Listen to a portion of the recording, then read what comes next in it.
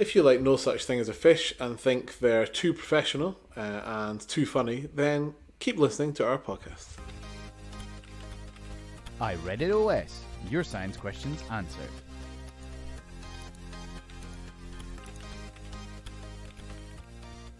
Welcome to Season 2, Episode 7 of I Read It Online Somewhere. We are here every couple of weeks to discuss what we've read online and answer your strange and wonderful science-based questions, like, how does Venom clot blood? I'm Amy and I failed science at school, but luckily for me, I'm joined by two science teachers, Andrew. Hello. And Ross. Hello. Each week, we look at a science story we've read online and try to answer your questions. If you do want to get in touch with us with your questions, please email us at ireaditos@gmail.com or at ireaditos on all social media. So, this week we read a story all about, is it really safe to leave your phone plugged in, or iPhone specifically, plugged in overnight? So we are all iPhone users. I am, yes. So I do am you... also. I can tell you now, Ross just never charges his phone, it would seem. So I know he doesn't charge his phone overnight. I know. I've seen the no messages in the group chat. Do you charge your phone, Andrew? I do. Overnight? It's in charge right now. Like I No, but charge do you my do it phone overnight? all the time. Yeah. Like it's beside my bed. Like so I plug it in and yeah, just charges like all night. Yeah, so this article discussed if it was safe to do. Would you guys think it was safe to charge your phone overnight? I would do, yeah. Yeah, I think so. Like it's at the side of my bed. I don't think.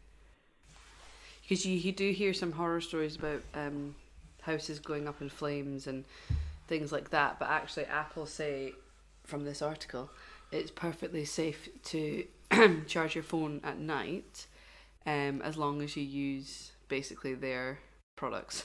I have a follow-up question. Does that mean it's not safe to charge it during the day? Like It's also safe to charge it during Okay. the day. I think it's because you would never charge your phone for like 8 hours straight during the day. Oh, yeah, Pretty that's much true. what I have to do. No, Ross charges his phone for half an hour every like hour and a half. Oh man, is your battery health bad? I think either You can that or I check. play like computer Yeah. games. Yeah, right? you have your battery health on your phone. So How do you do yeah, so it's not, I don't know, search it. Yeah. But anyway, so it's not dangerous to To charge do your it? phone at night. Oh. But if you use, like, you know how you can buy cheap chargers off Amazon and stuff that are not Apple affiliated, which we all do because we don't want to spend £20 on a charging cable. sitting there going, "Oh Um, no!" I'm down at I've done it." 78% on my battery. Oh wait, on your Ross's- on your battery. That's not your battery health though. No, like that's my maximum capacity is 78%. Is it really? before it should Wow. be, Oh, yeah. let me mine's- check. Yeah, but how old's your phone, Ross? 4 years now? 3 Is years? it? Mine's 87, and it's only 2 years old. So my phone is less than a year old. Yeah. Oh, what man? How'd you find this? Go settings battery. Mine's at 95%. So you can have you optimized? Yeah, you've optimized it. So the optimizing thing's good because it will just stop charging your phone at a certain time. So if you put your phone into charge, it will say, right, I'm going to stop charging at 4 a.m. because your phone's going to be charged. Oh, that's quite good. Yeah. That's actually like it's quite a funny thing. Like I do worry sometimes about the charger because I've had it where you can get you can get cheaper chargers like out of Poundland and stuff. But very often, I think when I've used them and you plug it in and it goes, this charger is not a licensed product and will not charge. And I'm like, ugh, that's rubbish. But then I like a long cable so that I can have it charging it in the bottom of the power socket of the bed, and then I can like have it on bed. But also, if I roll over, then I'm not gonna pull anything out. Yeah, we've got one of them in the living room, so you can sort of sit everywhere on the sofa and still charge away. We have too many chargers just round our house. We've got 2 in the living room, 1 in the kitchen. Do you in our guys bedroom. how One in the like office. are you guys more safety conscious than I am?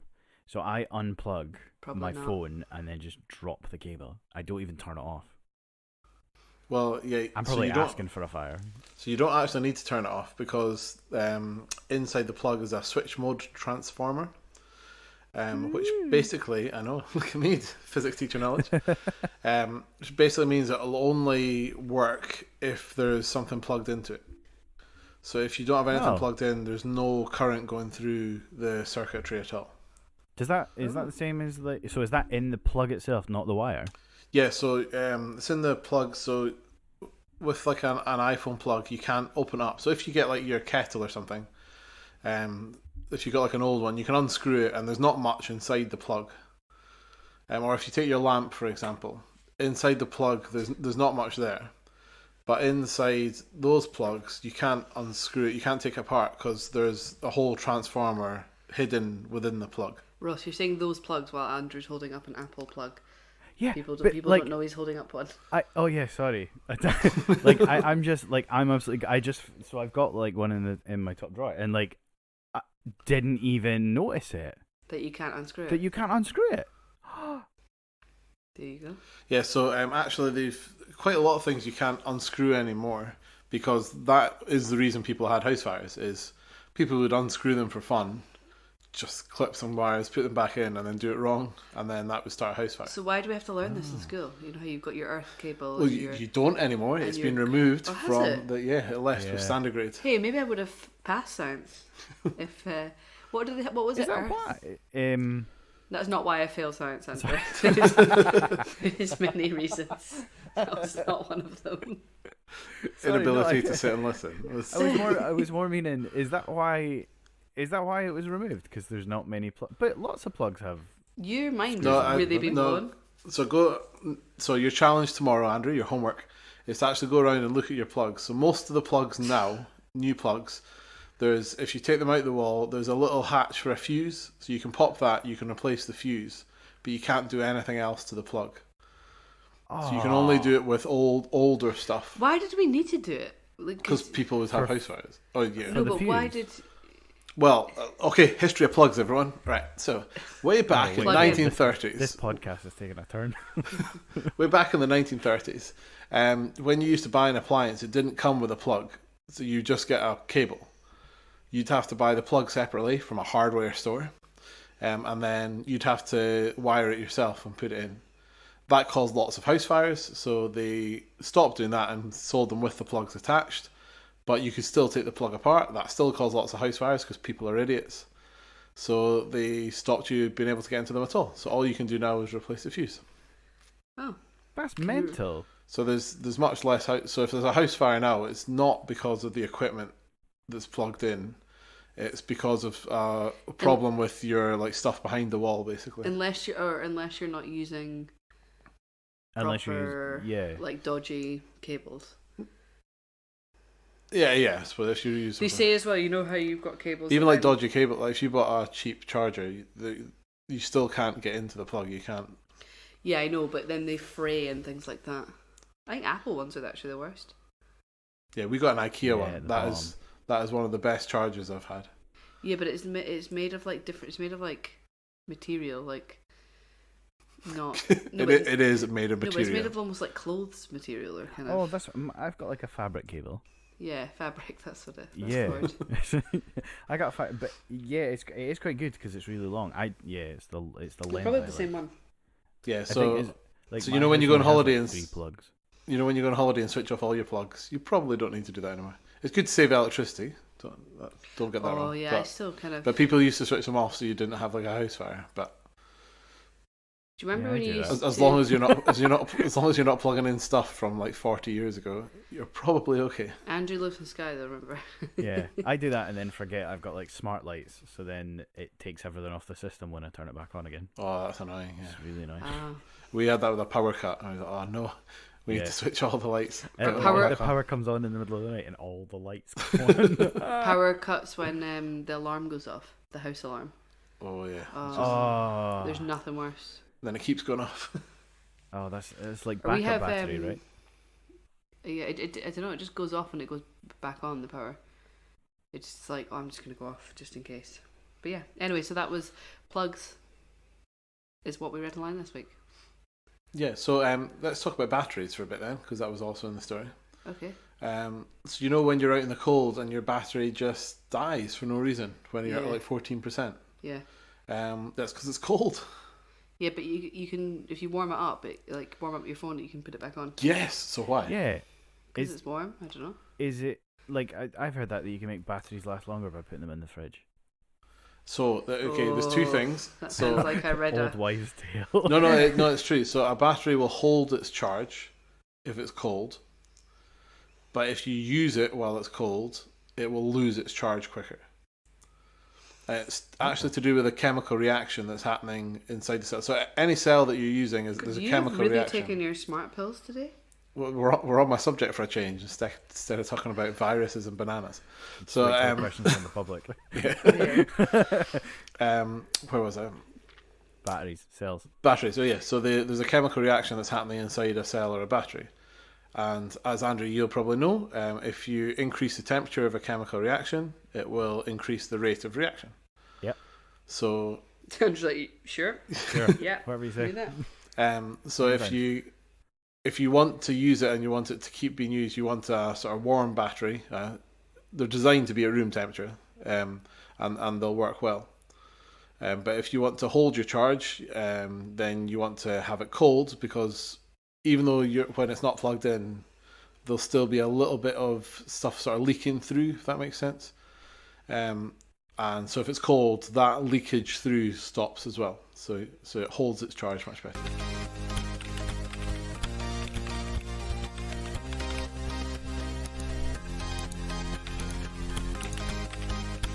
Yeah, so in the 1920s, that's what happened. So that ends the lecture on plugs and batteries. Thanks for plugging in. Smooth. Nice. So smooth.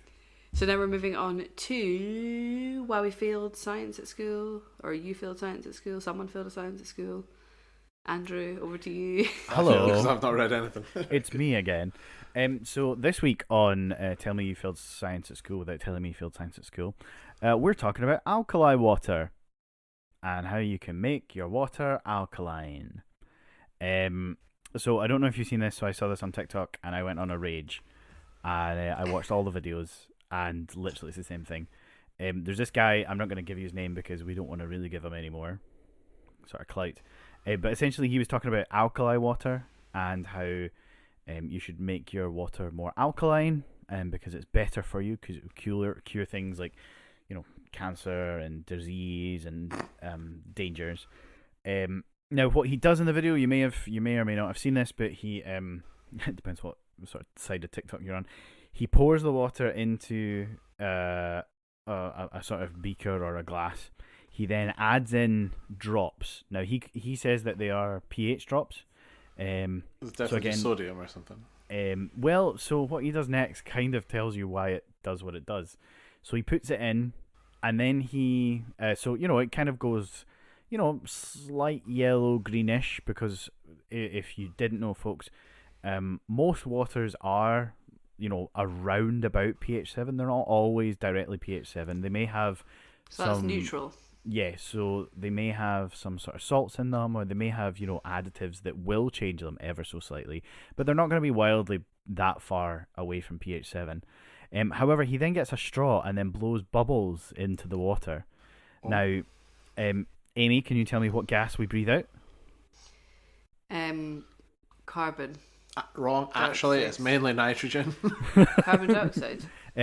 Carbon dioxide is one of the main gases that we do. I thought that's what you breathe out.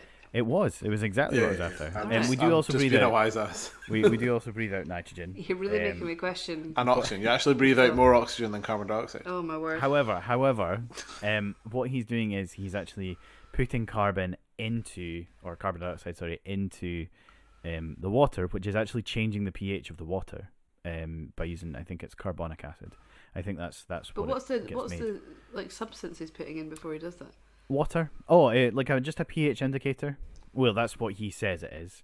But why do you want to make your water alkaline? Well, it's going to cure. It's going to cure all things like cancer and stuff, because you don't want it acidic. However, he then breathes in, and then so he gets these bottles of water to test them out. Then blows bubbles in them, so therefore putting in more carbon dioxide, which changes the pH, makes them more acidic, and then goes, see, that's proof.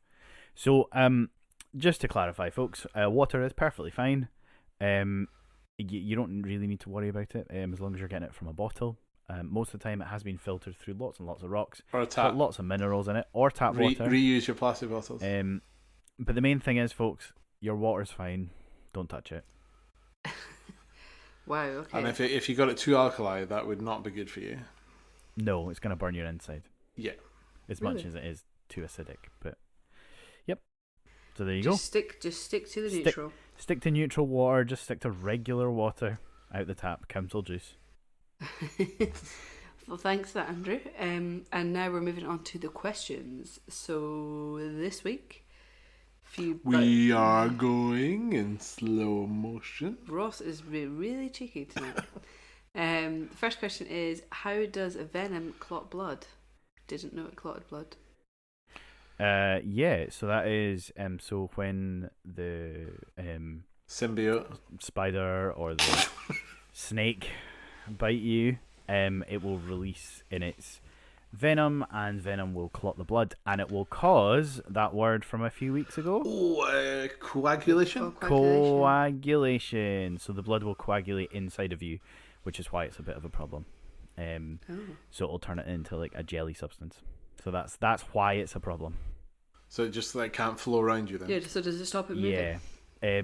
So it won't be able to flow, and therefore those little bits could potentially coagulate, and then as they travel around the body, you could get a clot, which then has a blockage. Some other venoms are slightly different. They work in different actions, but it kind of as a general rule that like the venom will clot the blood. But you can get some like that will stop metabolic processes. So stop your will stop your sort of body doing its normal cellular jobs, and will kind of get you that way. But yeah, venom does clot blood. Nice. Venom, There Will Be Carnage is be out in cinemas in November. They're our sponsors this week. Is that the Tom Hardy? Yeah. You wish that was our sponsor. So midges, when they bite us, are they putting in? They're not putting in like venom. Are they put something into us? Do they? Nope. Midges. No, they don't. just suck. No, they just suck. So why does it itch so much? So it sucks. Is that my body? It itches. That's your body reacting to it. So what's happening is when those cells are damaged. So as the sort of, it's not, but let's just call it kind of a needle. As the needle goes in and comes, what happens is it damages these cells called mast cells, and mast cells produce histamine. So they release histamine. And histamine causes inflammation, so the raised bump, which is itchy. Which is why Very itchy. If you have hay fever, you take an antihistamine, because when you have hay fever, your body is releasing histamine into your body. Okay, so it's my own body that's annoying me. Yep. So it's not And even some the midges. people are worse. Some it's not people even are the worse. midget, it's my own body. Some people are worse than the others. Yeah, I seem to be getting worse in old age. Is like it not that. only female ones as well that cause itchiness? Yeah, the majority. Yeah, I think that's more mosquitoes. How the hell do they even know thingy. who's male and who's female? Just look at the testes. Gonads. Go on. Of a midgie. Good luck. Okay, thanks for that. I don't know how we got from that to that, but anyway. Next question is, why does Coke cure a wasp sting? Oh, nice. It's like a double. Is it because it's acidic? What's acidic? I don't know. I just know that One of them. for a wasp sting you're meant to put vinegar on, and for a bee sting you're meant to put bicarbonate of soda. Well done. Yeah, good job. But I don't know why. It is. So your fizzy juice would be your acid. So the sting is kind of alkali, and I suppose yes, in a pinch, yeah, you would pour some Coke on it, and that would cure it. So it causes neutralization. So they cancel each other out. Basically. So is Coke acidic? Coke is acidic, yeah, Oh, quite and then acidic actually. And bicarbonate of soda is alkaline. Alkaline, yeah. What else would be good then to put on a bee sting or a wasp sting? So shampoo's alkali. Yep. Most so. cleaning products are alkali. Yeah. Obviously, don't put bleach in your hand. so go with something that's designed for your own skin. So yeah, shampoo. Yeah, something that's not going to damage you. And too just much. like lemon juice or something for them. Is it true dock leaves don't have any effect at all? They just they don't neutralize at all. They just What, like a placebo? moisten. Yeah. No, so moisten the dock area. leaves, in terms of using like for nettles, dock leaves or docking leaves or whatever they are. So one thing, they'll always grow next to the nettles. So you will always find them together. So if you ever do get stung, blah blah blah. But what they're doing is you rubbing it over, you're actually removing the tiny little hairs because it's the hairs that are causing the itchiness. The itch, okay. Oh, so Yeah, do you know so- I So you're once just fell cleaning it. into when I was in shorts and t-shirts when I was younger, I fell into a whole patch of nettles. Oh no! Granny had to call the hospital. Oh, that's awful. They were just like, have a bath with Aloe vera. Calamine No. lotion. Yeah, yeah, that was their. because that'll was their soothe it. Calamine Oh, lotion. I was screaming. I've got a mission. I have no idea what a dock leaf looks like. Do you not? Do you know it kind of looks like a Romanian lettuce salad? Yeah, it's like a big. It's huge. It's like a big lettuce leaf. Yeah. Swiss chard. It's like stuff what I like imagine Oh, that's dinosaurs actually. eating. Aye, it does look like more like chard. It's what I imagine a dinosaur would eat. Yes. I'm getting really itchy that. eyes. Dinosaurs eat thinking, ferns. discussing all this On the stinging and histamines. itching. Right, okay, let's move on. And I can't take antihistamines, so. Okay, so why is it hard to break bones? Next question. I'll field this one. Good, because I have no idea. This is I was the going to say, bell. because it'll just hurt your teeth. This is about round. So it's probably it's the structure of your bones. So your bones they have like quite a cool structure. They have a structure of a crunchy. So we all know the structure of a crunchy. Yeah, little So, bubbles. In Bubbles in the middle, and then on the outside, solid chocolate. sort of chocolate, and the outside bit of the kind of crunchy bit. And that's all it is. That's what builds the strength. Is that you actually have a slightly thicker outside than you do the crunchy bit in the middle. But you do that is kind of how your bones are in the middle, and that's where your. So your bone marrow like that? I thought bone marrow Yep. was like juicier. So No, bone marrow's so quite- the bone marrow is inside of the bubble stuff, and that's sort of the crunchy bit in the middle, essentially the honeycomb in the middle, is easier to scrape out. This sounds really gross, but is easier to scrape Well, no, out. people eat it and But- stuff. People, But you like, can, yeah. But bone marrow itself is pretty well. It's protein and it's blood essentially. So that's the bit that a dog licks when it gets That's a what they- bone. Yeah, so That's that's what what they're trying to they're crunch after. through to. Yeah. Oh, so they're not bothered um, about the. They're not too bothered about it. No. Oh. No. Do you know kids have got really strong, but like stronger bones than adults? I thought they had flexible bones. No, the amount of So times they don't that break. the amount of because they're times I've flexible. googled, if Harris has fallen over, been like, has he broken a rib? Has he broken his nose? And they're like, it's so rare for them to break. a Yeah, bone. it is. But if you think in- about it, in the older kids you it get, is, yeah. like think about older people, like they just like slip It's- and they've broken a hip. Your calcium content Yeah. is reduced as you get older. So it's always good to maintain high, not too high, because too high will cause you to get, I think it's calcium stones. But yeah, you want sort of relatively big amounts of calcium in your diet. So plenty of dairy, because that's got in, but also dairy and then sunlight, because you need vitamin D to absorb it. So Okay, so Yeah. have both. Take a multivitamin. And then the last question we're going to finish on is, do you get sucked out of a plane if you flush the toilet while sitting on it? I've never flushed the toilet when I sat on it in the plane. Oh wait, hold on, that sounds really bad. Like I have obviously flushed the toilet afterwards, but I've never been sitting on it when I flushed it. There you go. Yeah, I think because I always just you close the lid and then you because I Yeah. think the flush is behind the lid, isn't it? I'm pretty sure they wouldn't allow people. They wouldn't allow them on the plane if they did that. Because there is a big as it feels like it's getting sucked away. Yeah, but it's not going to go into the air. It will go into No. like. Oh no, it doesn't. It used to. It doesn't anymore go into. It doesn't anymore. Yeah, it Have you goes into like seen- a cassette What's thing. the film? Catch Me If You Can. When he's coming back and he does his last escape and he Does he hide in the unscrews. toilet? He unscrews the toilet and then goes out and he gets onto like the plane's wheels when it's about to land Ah. and does a run. It's quite impressive. I But, mean, don't try it, but There's no. It's a bit like a caravan type toilet. It's like a chemical toilet. yeah. But I think Yeah. there is a pressure difference so that it can pull. There it is some sort of down. sucking. It feels like. Yeah, but I don't think you won't get sucked out of the plane. Will my Because bubbles it's get not. sucked out? Probably not. They're quite well attached on the inside.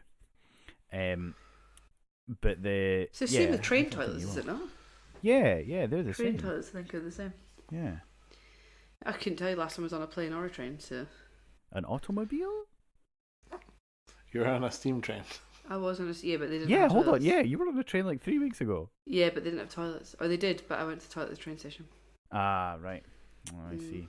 So you weren't allowed to go to the toilet in the train station there. So I'm wondering if they just dropped on the track. No, I don't think they can. I don't think you're allowed to. I think they have to. It has to go into like a container. But you are at loads of trains. You're not allowed to go to the toilet while the train's in the station. Yeah, why is that? I wonder. Maybe it's because there's no suction. Maybe it needs to be on. Yeah, maybe.